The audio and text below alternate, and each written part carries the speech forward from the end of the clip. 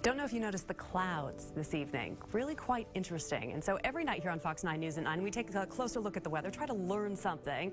So we asked Scott Dorval, or at least I did, to kind of explain some of this to us. Really, the clouds were just gorgeous in the sunlight, and but I don't really understand how it all works. Yeah, did you notice the clouds? There was some of them had flat bottoms, some of them had flat tops as well. We'll talk about why that occurs. Usually you'll see the flat bottoms. This is a picture I took this evening. I was driving down a Ustick Road from Nampa heading towards Meridian, and you'll see here, notice the cloud bottoms are flat. This is pretty typical when you see these puffy clouds, and that was the case. There were several of them lined right up. They're bumpy on the top here, but very flat on the bottom. This has a specific name right here, and we could tell during the day, in the morning, before these clouds even form, exactly how high, pretty much exactly how high they're going to form. That is what's called the lifting condensation level. This was the scenario in the atmosphere today. It was 47 degrees at about 7 o'clock tonight. It was 5 degrees at the base of that cloud right here. So what happens during the day is the sun is warming. The sun does not warm the air directly. It's minuscule how it warms the air directly. It will warm the ground, solid objects like us. That's where we feel the warming, or the ground. The ground will then radiate heat and energy upwards. As that air rises, it cools. And so at 2,858 feet at the airport, up to a base level of the cloud at 10,000 feet, that's where the cloud then condenses and forms the cloud, and it's a direct line. This is the lifting condensation level, and generally you'll have puffy clouds above it. Michelle, you saw some flat clouds at the top. Those are little thunderstorms trying to form, reaching the top layer of the atmosphere where it's warmer aloft always, and so the clouds will then go up and then just lose their buoyancy and just flatten right out aloft. So interesting, definitely interesting look at the cloud cover today, and the bases of those clouds. If the air is dry, it goes all the way up to 5,000 feet. That air has to rise really far to get that moisture to condense. When you have humid air in the wintertime, the cloud bases are lower, and the cloud bases will be around 3,000 feet. Come summertime, when we get some of those thunderstorms, Michelle, we're talking cloud bases that are 10, 15,000 feet high, thunderstorm bases, and that's why it's so far for that rain to fall, it doesn't quite make it to the ground, and so we have a dry lightning that occurs and a lot of gusty winds. If you got interesting questions or photos, weather at fox9now.com. Michelle? I can tell you this, Scott, I would have done a lot better in science had you been teaching me. Well, thank you. You're welcome. Well, some big news.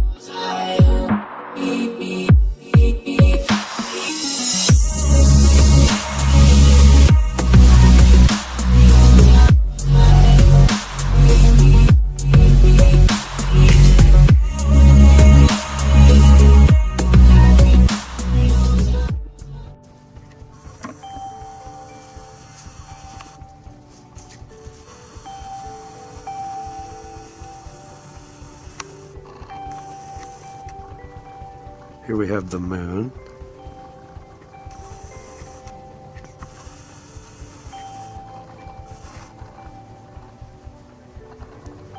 It's 1 p.m.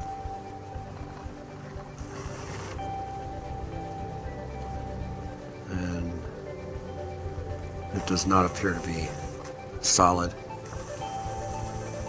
And it's only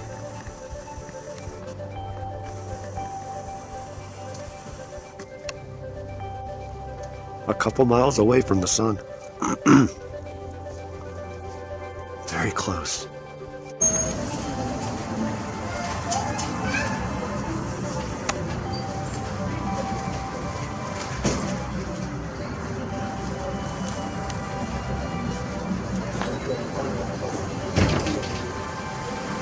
While the bird's getting a charge in the tree. Electricity.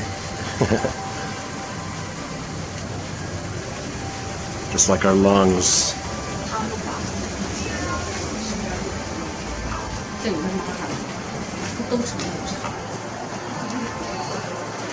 Electricity tree.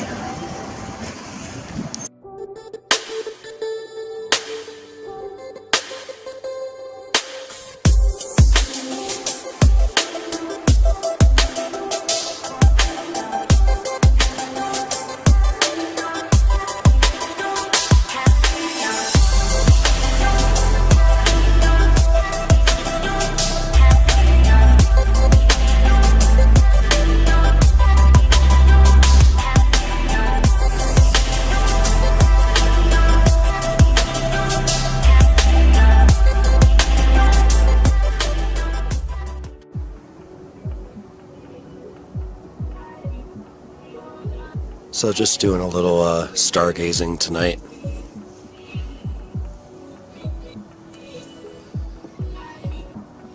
Getting in a positive space. It's important to do that.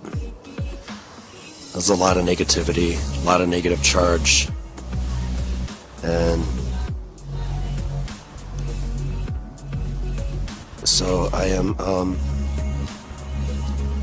dancing with the stars. Thinking more about them being schematics in the sky. All the constellations, all the lines that connect all the stars are misdirection. If we connect the dots a little differently, they are schematics for technology, architecture, free energy. And what a great place to put schematics and the stars. They never change. So you got your blueprint right there for all generations to come.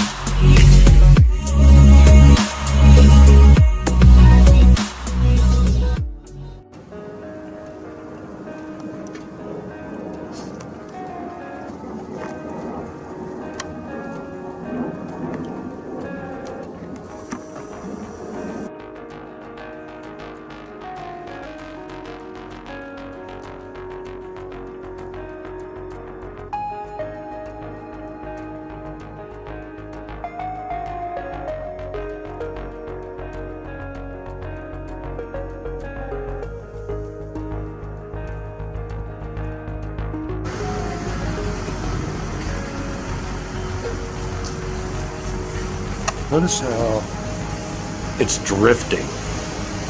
See how it's drifting to the left? Look at that. It's flying forward, but it's also drifting.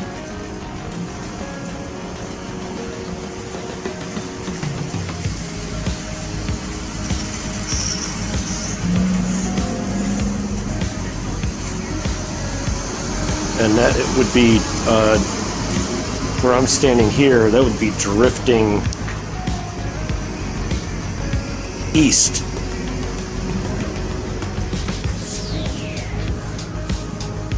Flying south, drifting east.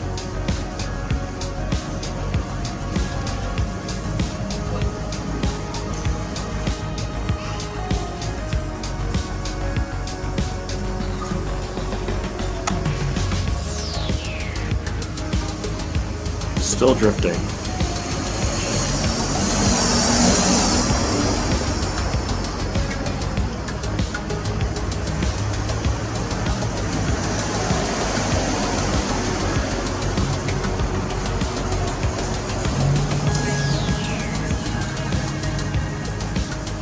Drifting east. So interesting.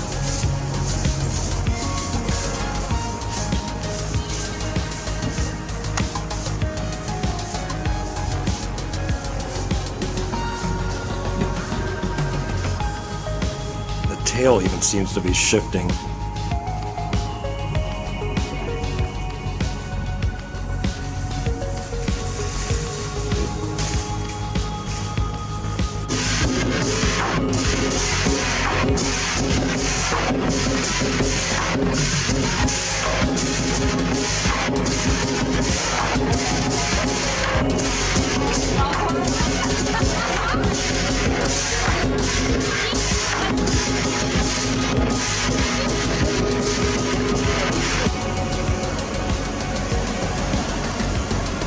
Now here's one flying north, due north.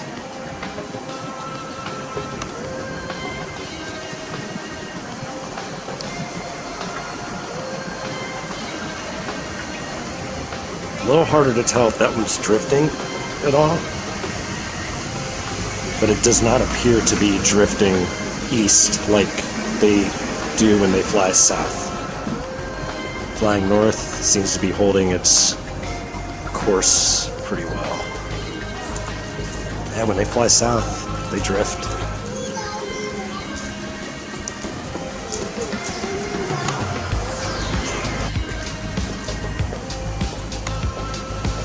Let's see here. Oh, he's actually turning. He's changing his course a little. See that curve?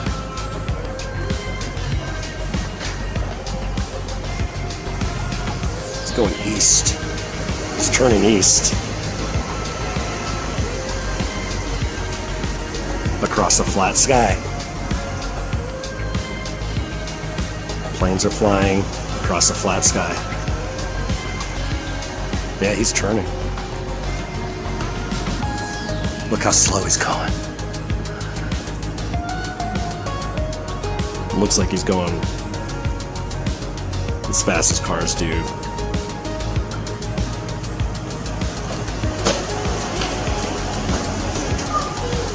"65 miles per hour. Look how slow he's going.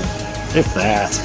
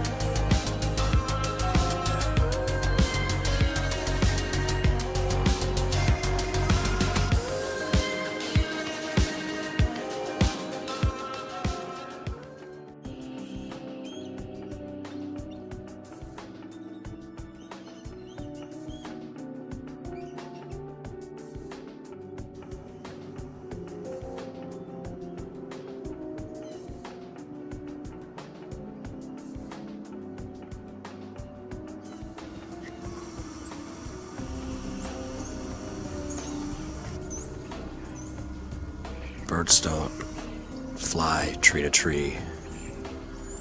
They sail. Finding the next power station to charge. They're not resting. They're charging. Collecting the electrical charge from the trees for flight.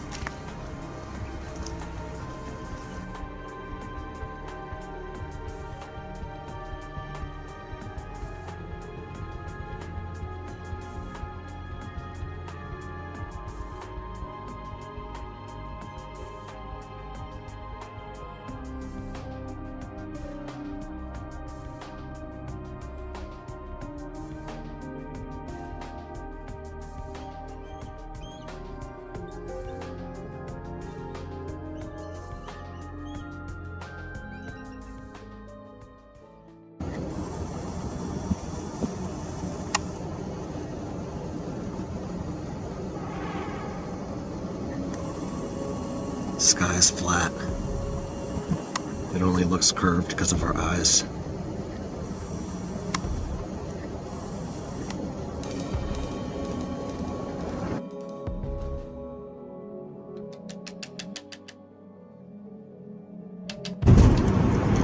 So I'm trying to find a good spot to get some footage of some planes. This is the airport. It's hard to tell on the camera, I guess, but all those hills are built up around it.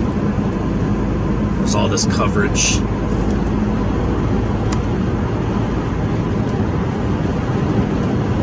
So you really can't see the airport from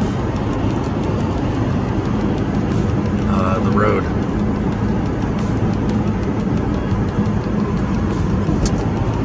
It's a pretty big hill. Yeah, they keep it pretty well hidden. Can't be seen what's going on.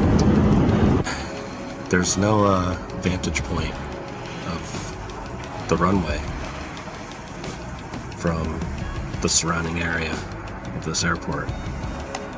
It's all built up and then sunken down inside. It's like hilly all around it, so it's kind of sitting down in like a bowl. Can't see it. They do not want us seeing these planes, how slow they are coming in for landing and how slow they are taking off. They tell us, 150, 200 miles per hour at takeoff and landing. They're going more like 85, 90. Because they're lying about distance, perception. They want us thinking we're living on something bigger than we are, so we feel smaller than we are. It's about controlling our ego. And they do it with our perception.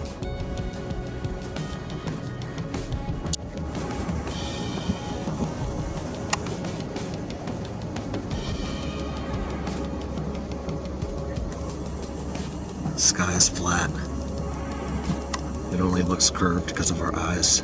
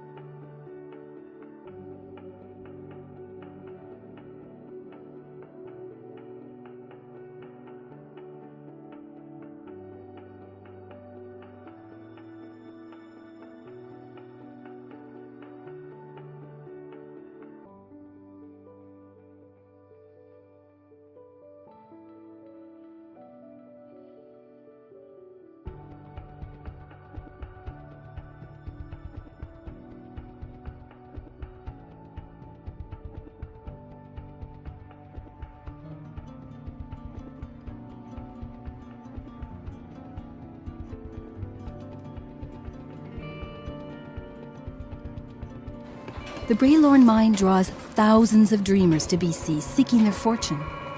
Soon, it will draw a dreamer from another time. With much fanfare, the bridge reopens in 1941 and is captured in a black and white snapshot that some 70 years later opens up a flood of controversy.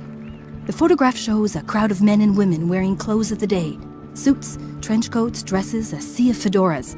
Nothing odd about that. But upon closer inspection, one man stands out from the rest. He sports funky sunglasses, a hip haircut, a t-shirt with a logo beneath a hoodie, and what appears to be a modern camera in his hands that makes one take a second look. Known as the Time Traveler, this internet sensation with more than 1 million hits has many wondering what brought him to Braylorn.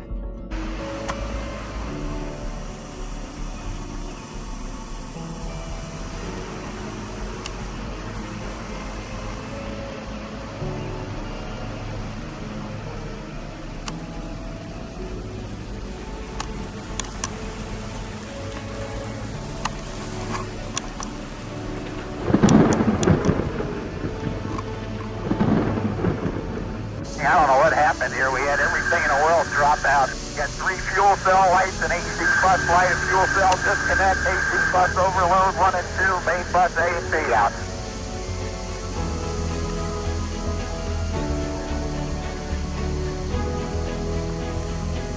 Apollo 12 Houston, try FCE to auxiliary, over. FCE to auxiliary. What the hell is that? FCE to auxiliary. The dramatic achievements in space which occurred in recent weeks should have made clear to us all, as did the Sputnik in 1957, the impact of this adventure on the minds of men everywhere who are attempting to make a determination of which road they should take. Since early in my term, our efforts in space have been under review. With the advice of the Vice President, who is Chairman of the National Space Council, we have examined where we are strong and where we are not, where we may succeed and where we may not. Now it is time to take longer strides, time for a great new American enterprise, time for this nation to take a clearly leading role in space achievement, which in many ways may hold the key to our future on Earth.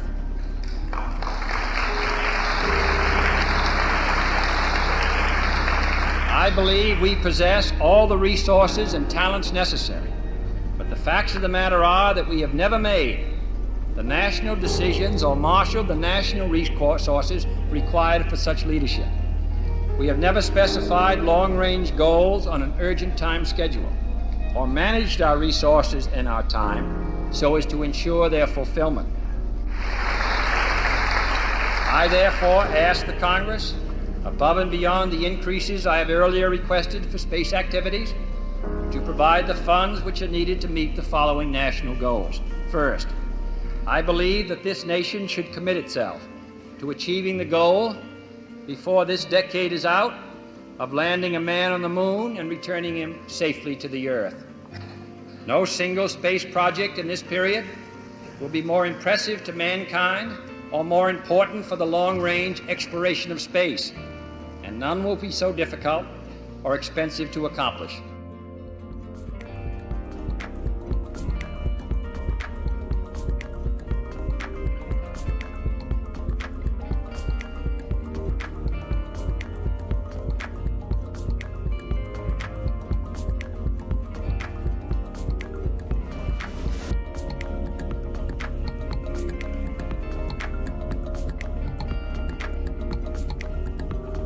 Noted for strength, and we stand in need of all three.